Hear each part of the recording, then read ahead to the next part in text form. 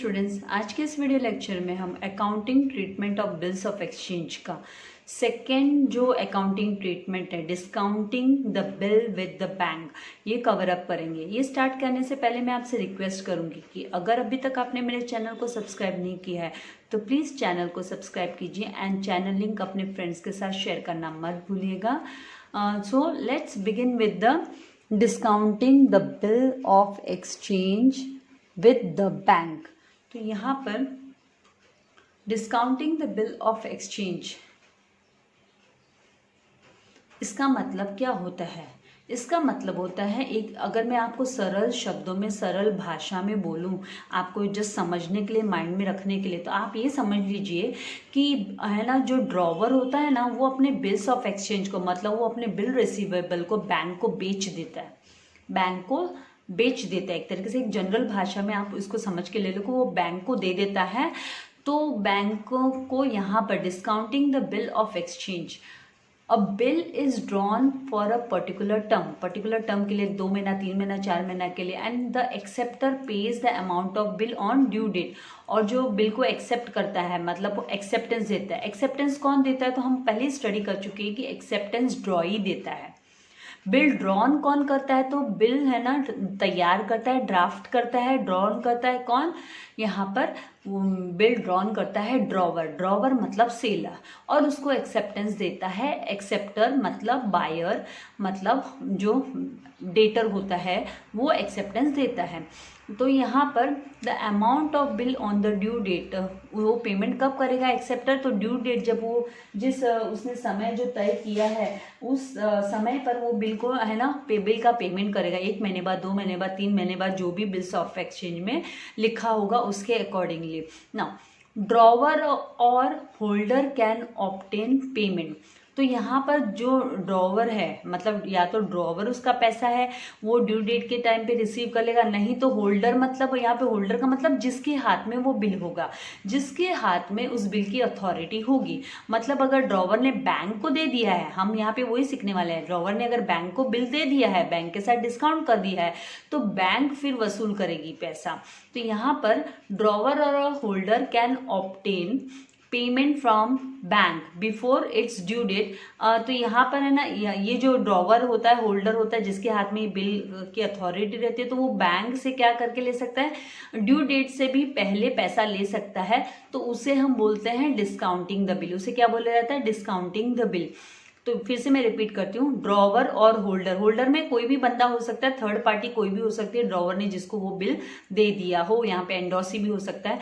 तो वो है ना, जब बिल का पेमेंट है ना ले सकता है, बिल का जो अमाउंट है वो है ना कलेक्ट कर सकता है, किससे? बैंक से कलेक्ट कर सकता है बिफोर इट्स ड्यू डेट। उसके समय आने से पहले, वो बिल का समय, मतलब उसका जो ऑनर होने का समय होता है, उससे पहले ही वो है ना बैंक से वो पैसा उठा सकता है। तो किस तरीके से, कौन से वे में उठाएगा वो पैसा? तो बाय डिस्काउंटिंग द बिल, वो बिल को डिस्काउंट करके ले लेगा।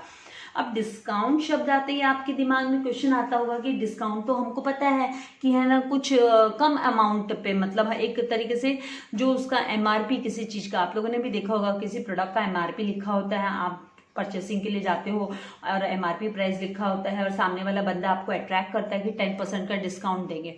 तो यहाँ पर है ना बिल है ना, वो बैंक है ना डिस्काउंट करके है ना बिल का पैसा देती है। मतलब अगर 10,000 का बिल है तो बैंक देगी 9,900, 100 रुपया एज अ डिस्काउंट काट लिया। तो इसी के बारे में हम स्टडी करने वाले, इसका कैलकुलेशन भी मैं आप लोगों को सिखाने वाली हूँ। डिफिकल्ट नहीं है, लेकिन कॉन्सेप्ट्स को समझना बहुत जरूरी है, इसीलिए मैं थियोरेटिकल पार्ट के साथ ही हमेशा जाती हूँ। भले स्टूडेंट्स मुझे कितना भी कहे मिस जल्दी करो जल्दी करो, बिकॉज इतना ईजी नहीं होता है ना, हर चीज़ समझना बहुत जरूरी होता है, राइट। कॉन्सेप्ट्स क्लियर होने चाहिए आप लोगों के। तो यहाँ पर discounting is a device. Discounting क्या है? तो ये एक डिवाइस है, ये एक तरीका है, डिवाइस है। क्या है?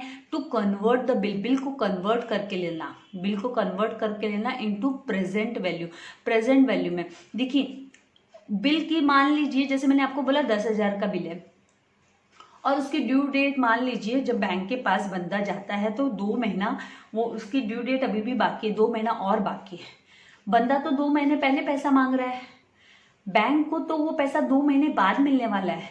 तो उसकी जो प्रेजेंट वैल्यू पाने के लिए, मतलब जो ड्रॉवर को जो पैसा चाहिए ना, उसके लिए ड्रॉवर को डिस्काउंट है ना वो देना पड़ेगा। बैंक को डिस्काउंट का पेमेंट करना पड़ेगा, मतलब बैंक उस अमाउंट को डिस्काउंट करके देगी। तो यहाँ पे अब bill can be generally discounted, bill को हम जनरली डिस्काउंट करके ले सकते with the bank where the drawer, जहाँ पे ड्रॉवर का खुद का खाता होता है, उसका अकाउंट होता है, जहाँ पर उसका बैंक अकाउंट होता है, वहाँ पर वो बिल्स ऑफ एक्सचेंज को, बिजनेसमैन होता है वो बिल्स ऑफ एक्सचेंज को डिस्काउंट करके ले सकता है अपने बैंक से। जनरली ये कब होता है, जब ड्रॉवर को है ना पैसे की अर्जेंसी होती है, नीड होती है, तो वो क्या करता है, वो जैसे मैंने आपसे कहा bills of exchange negotiable instrument है। आपने 11th में भी इसे स्टडी किया होगा, मनी वाले चैप्टर में, सेकंड चैप्टर जो आपका इको का मनी, उसमें। तो वहाँ ये नेगोशिएबल इंस्ट्रूमेंट है। तो ड्रॉवर है ना क्या करेगा, बैंक के पास अप्रोच करेगा और बोलेगा भाई मुझे ना डिस्काउंट करके बिल दे दो, मुझे पैसे की सख्त जरूरत है। तो बैंक क्या करेगी, बैंक डिडक्ट करेगी, बैंक है ना कट कर लेगी अमाउंट, रिड्यूस करके देगी, जैसे ना वो डिस्काउंट करके देगी बिल को, certain amount of the bill for the service rendered, क्योंकि वो सर्विस दे रही है ना भाई। क्या सर्विस दे रही है बैंक, अरे आपका बिल 2 महीने बाद में है ना उसका पेमेंट मिलने वाला है, और बैंक आपको 2 महीने पहले पैसा दे रही है, तो उसे हम बोला जाता है which is known as discounting charges. तो बैंक है ना सर्टेन, बैंक कुछ अमाउंट है ना डिडक्ट कर लेगी, कुछ अमाउंट डिडक्ट कर लेगी, सर्टेन अमाउंट डिडक्ट कर लेगी। आपको कुछ नहीं करना, आपको क्वेश्चन के इंस्ट्रक्शन के हिसाब से जाना है। तो 5% डिडक्ट करने बोला तो 5% करो, 10% बोला तो 10% करो, 2% बोला तो 2% करो, अगर आपको 100 रुपीज़ बोला है तो 100 रुपीज़ कट करो। तो इस तरीके से आपको एंट्री तैयार करनी होगी, वो हम सीखेंगे डिटेल में, डिफिकल्ट जरा भी नहीं है, आपको टेंशन लेने वाली जरूरत नहीं है।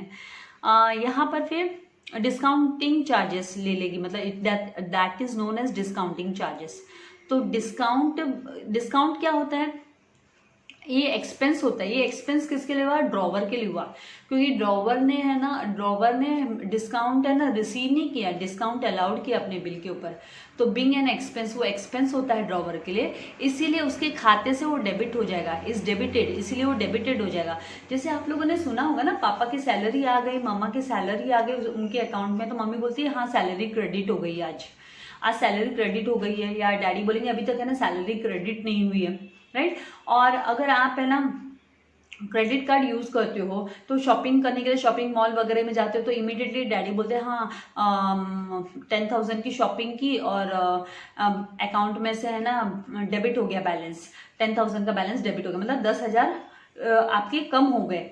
तो इसी तरीके से ये ड्रॉवर है ना, वो जब है ना बैंक को बिल बेचता है तो बैंक उस बिल को डिस्काउंट करके देती है, तो वो बैंक मतलब डिस्काउंटिंग चार्जेस कट कर लेती है। तो वो है उसका लॉस किसे बेयर करना पड़ता है, ऑफकोर्स ड्रॉवर को बेयर करना पड़ता है, क्योंकि बैंक उसे सर्विस दे रही है।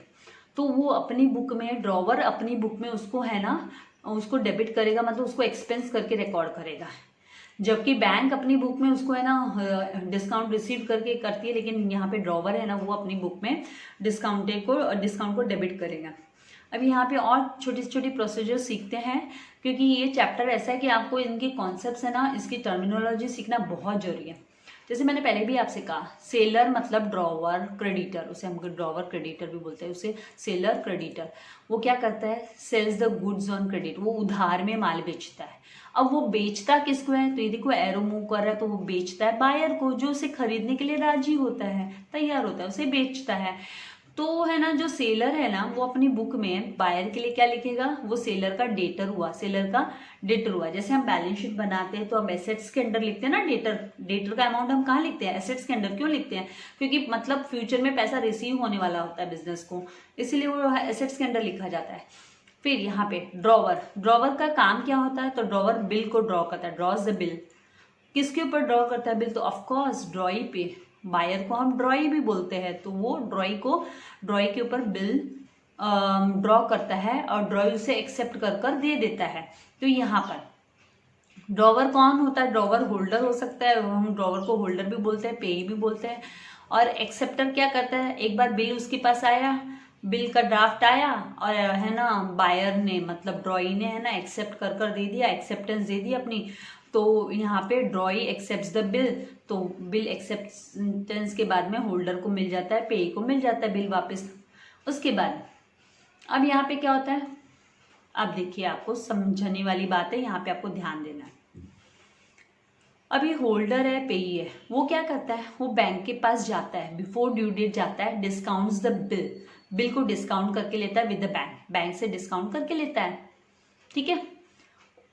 तो उसके बदले में होल्डर को क्या मिलेगा, तो ये जब बिल डिस्काउंट करके लेगा बैंक से, तो बैंक उसको कैश देगी, बैंक उसे कैश देगी।